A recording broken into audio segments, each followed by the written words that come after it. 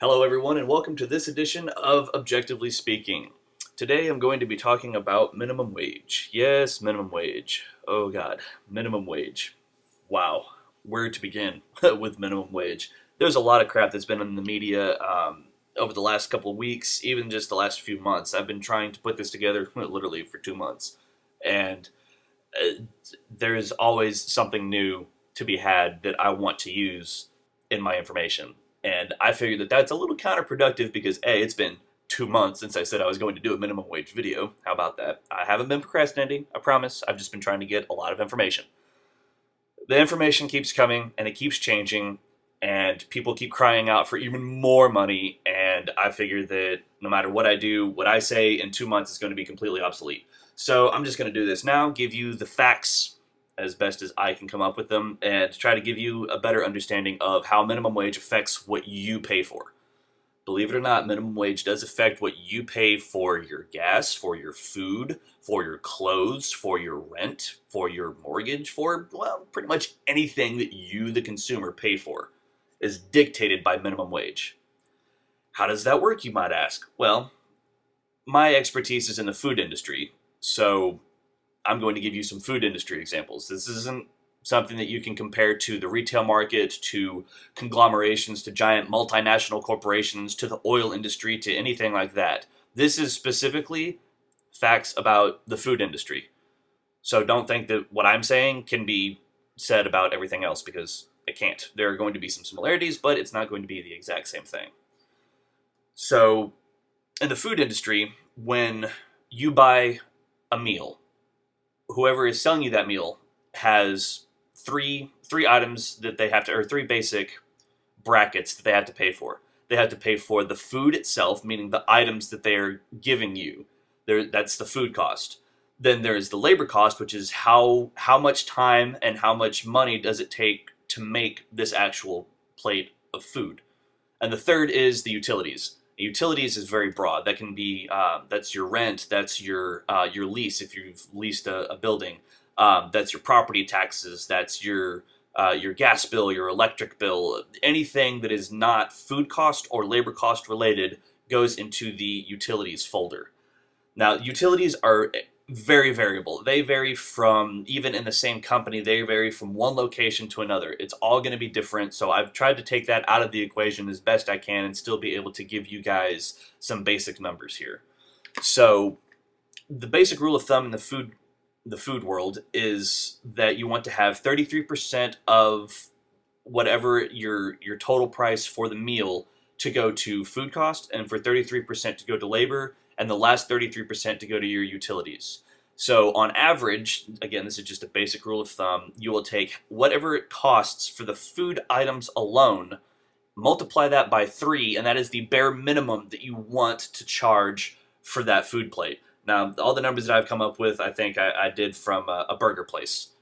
Just averaged it out for basic, for ease, essentially.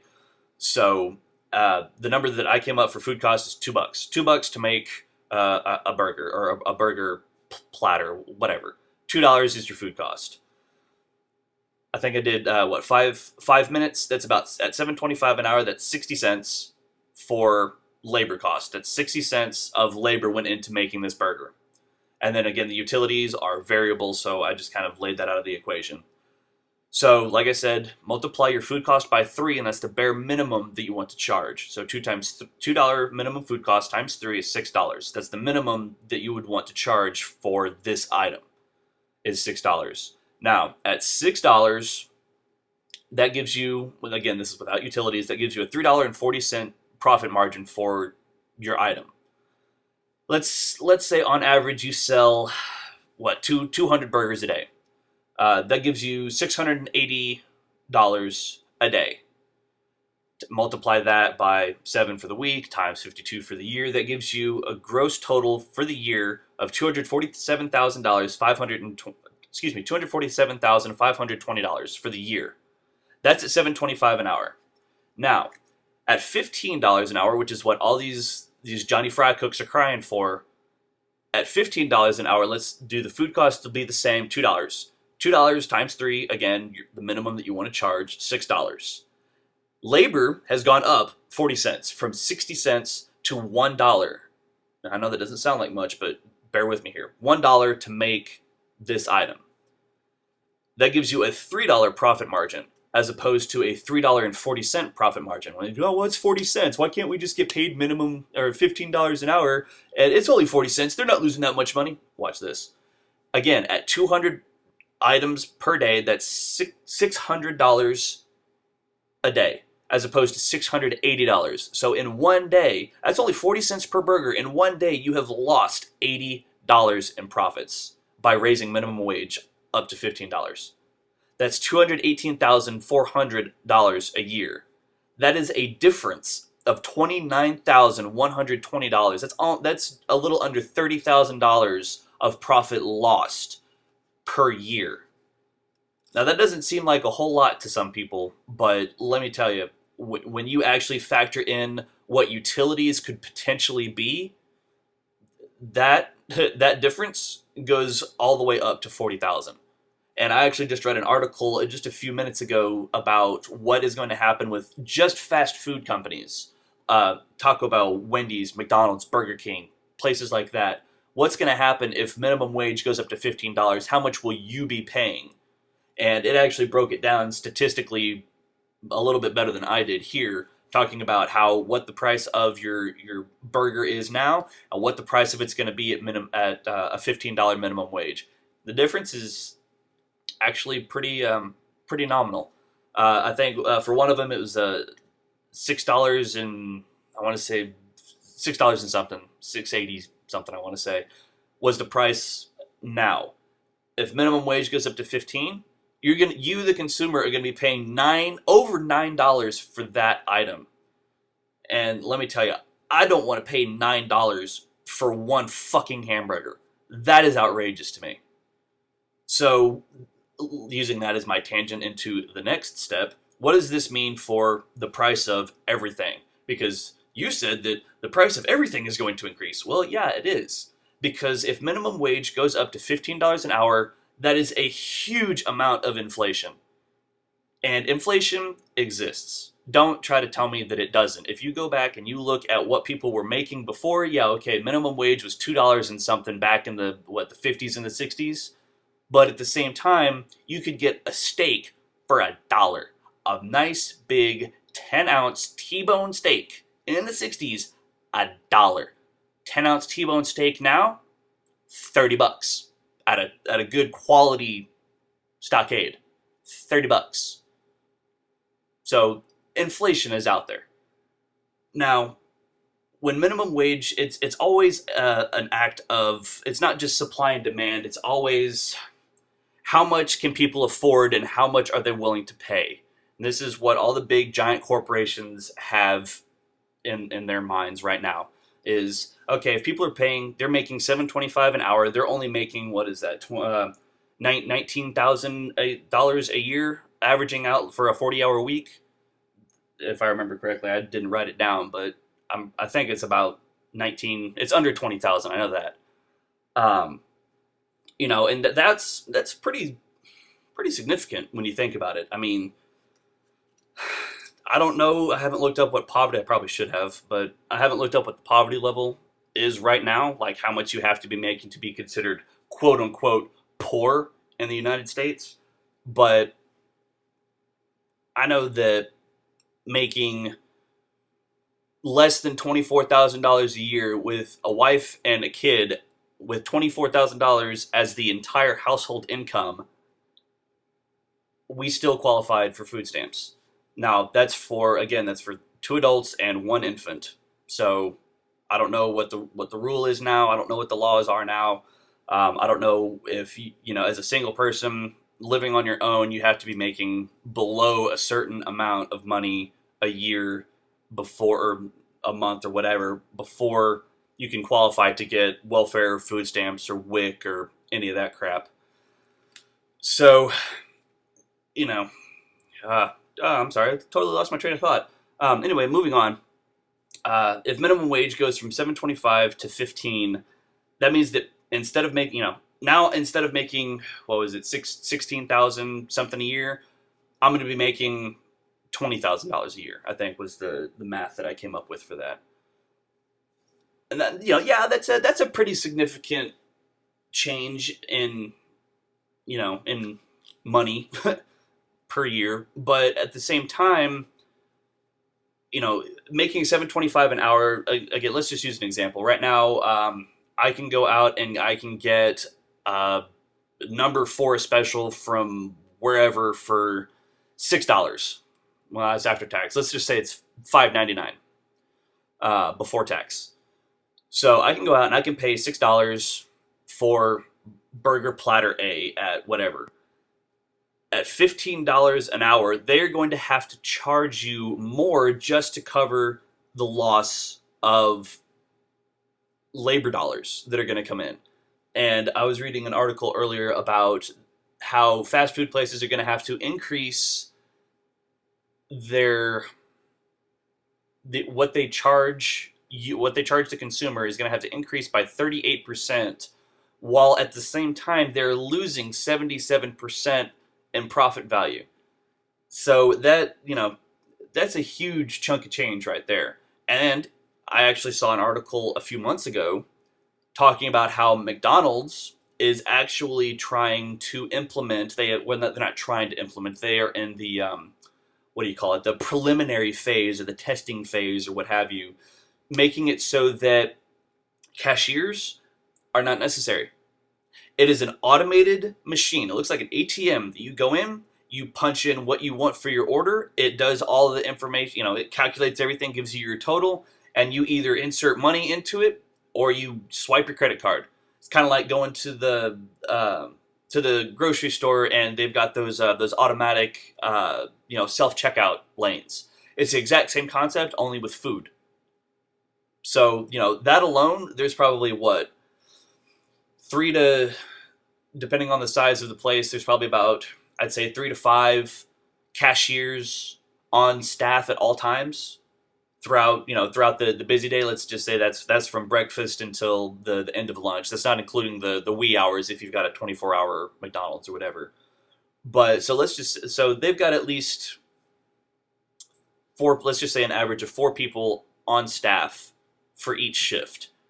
I'm going to say that there's an average of 3 shifts, 1 for the morning, 1 to come in to cover the end of morning and the beginning of lunch, and then 1 to come in at the end of lunch to cover dinner.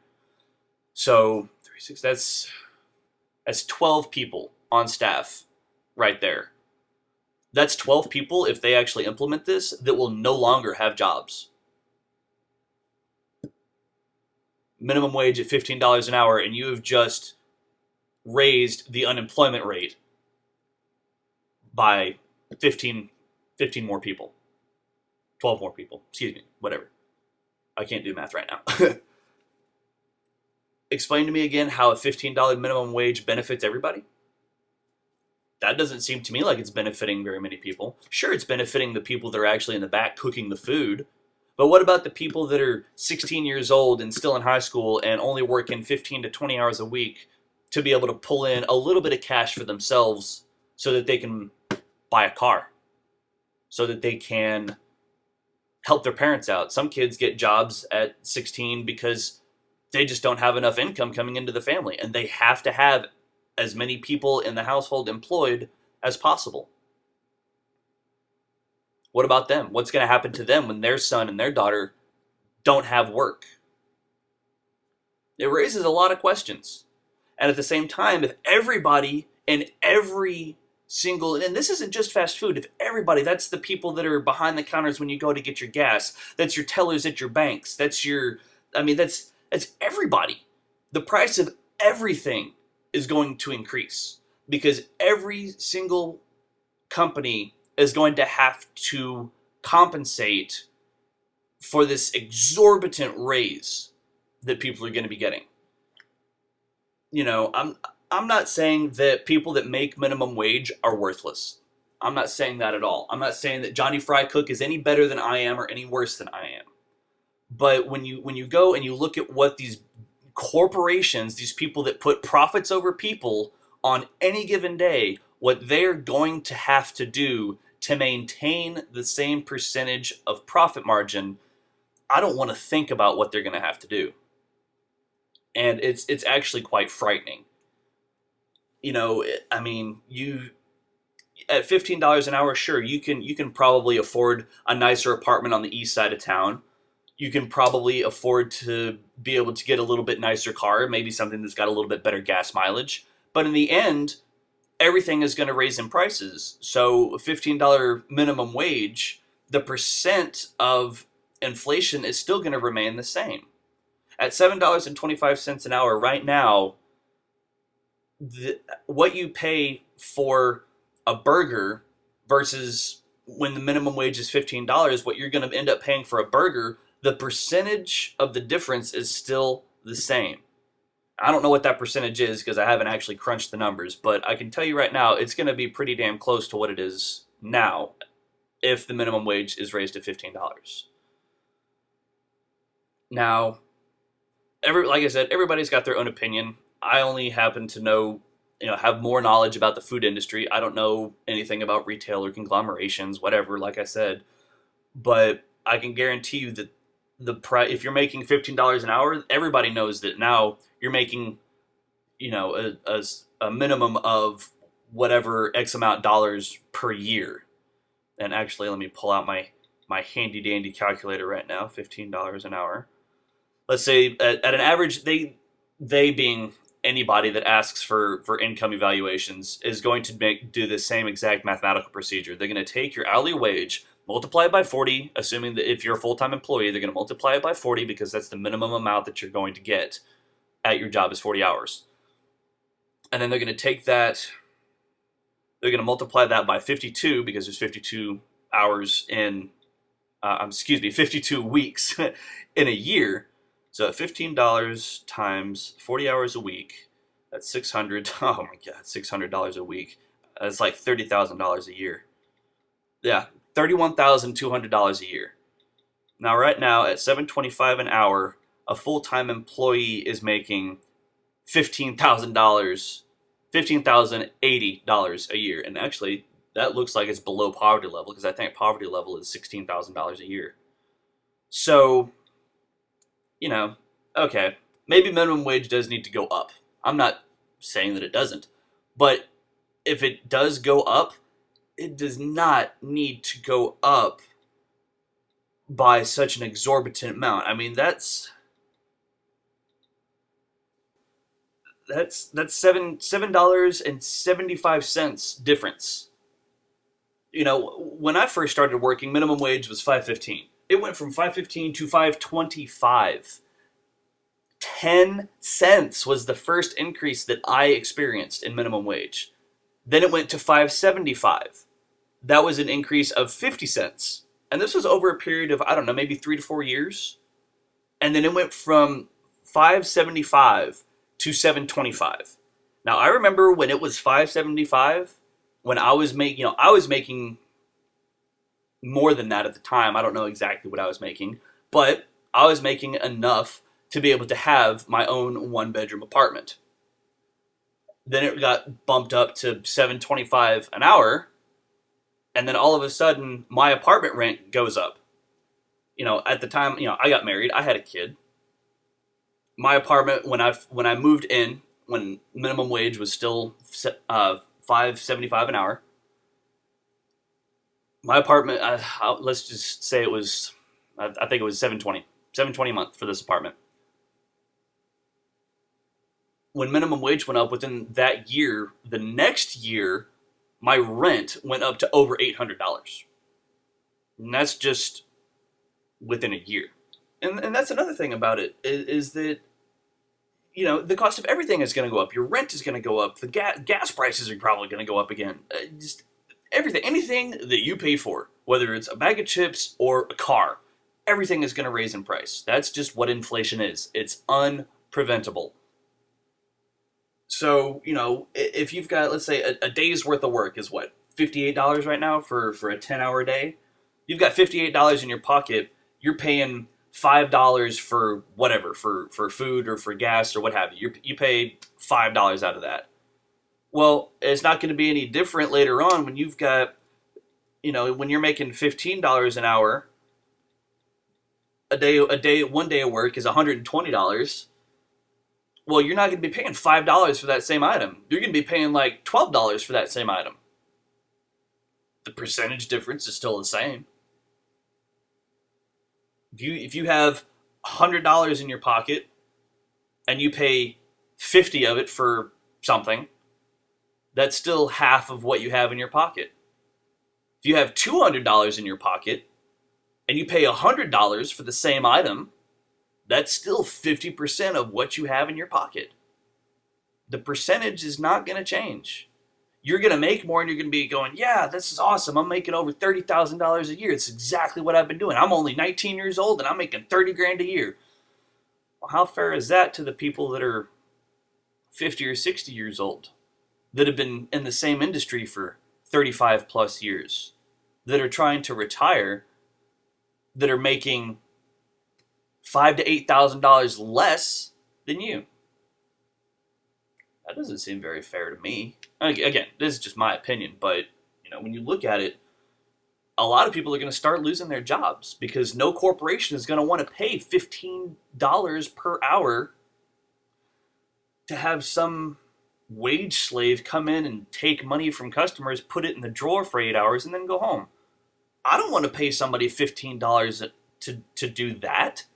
If I'm going to pay them $15 an hour, you can best be sure they're going to be cross-trained to be able to do a whole hell of a lot more than take the money, put it in the drawer, and say, "Thank you, have a nice day." I mean, people are going to start losing their jobs. And, that's going to mean that the unemployment rate is going to go up. People are going to start trying to collect more in unemployment. People will probably start collecting more in unemployment because they're going to be laid off or unjustly terminated. Corporations don't give a shit about us as people. We're a file in a drawer to them. We're the wage slave. We are Johnny Fried Coke. We don't mean dick. So we are expendable. And they're going to do whatever it takes to make sure that they are able to survive. And on another note, little mom and pop shops, all these places that have great food at really decent prices, they're going to all go out of business. The only thing that we're going to have in this country are huge corporations. The only thing we're going to be able to have are the fast food chains, the McDonald's, the Taco Bells, the Wendy's. Those are the only places that are going to be here. You think obesity is a problem now?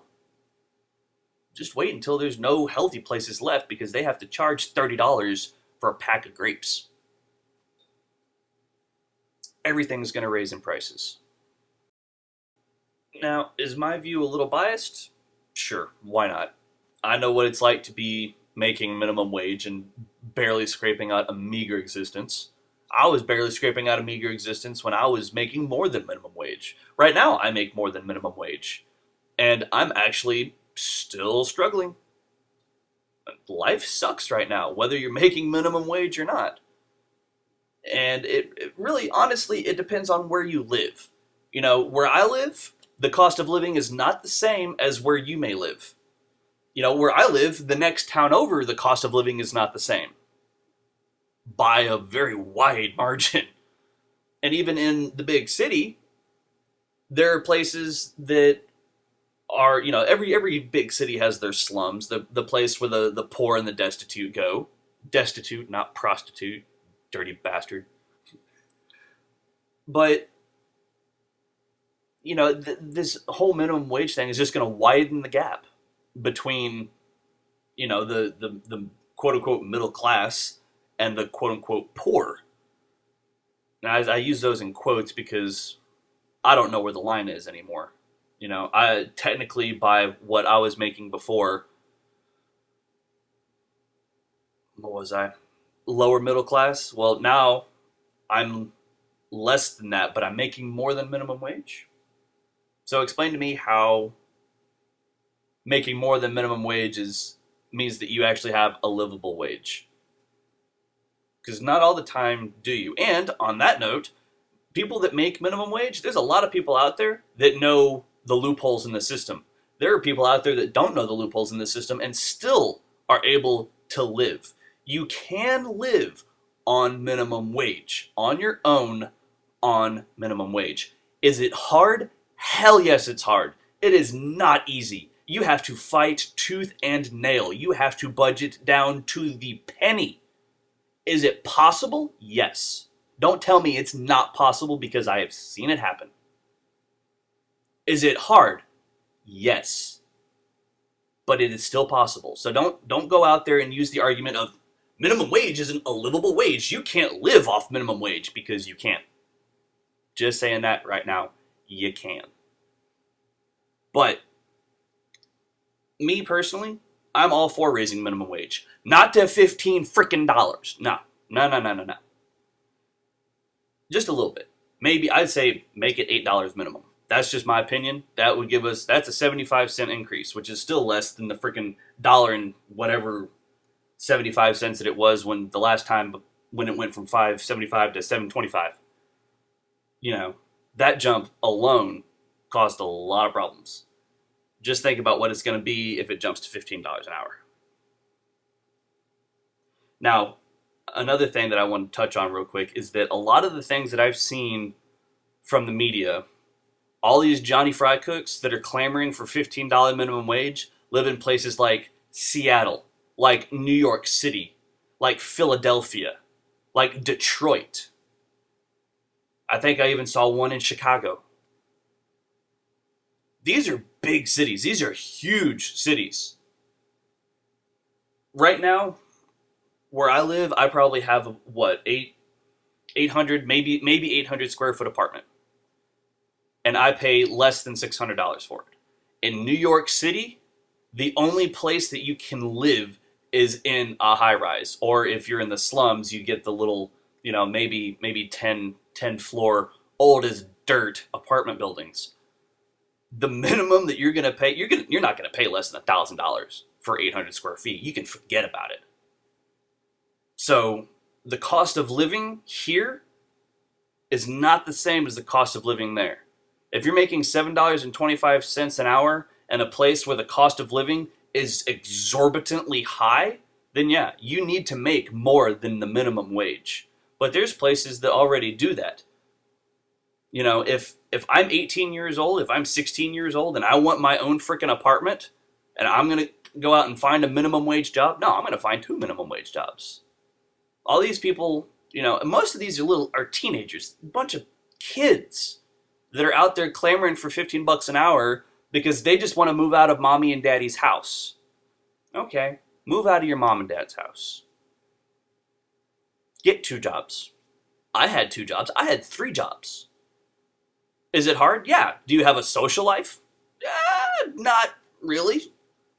You want to go out and party and drink and just be a complete fool? Don't ask for $15 minimum wage. Because honestly, in my opinion, you don't deserve it. But if you're a hard worker and you work your balls off and you put your nose to the grindstone every single day to try to support your family or even just yourself, power to you. You deserve more than minimum wage. That's just my opinion. But again, this isn't about my opinion. This is about what minimum wage is going to do to the country if it goes up to $15 an hour.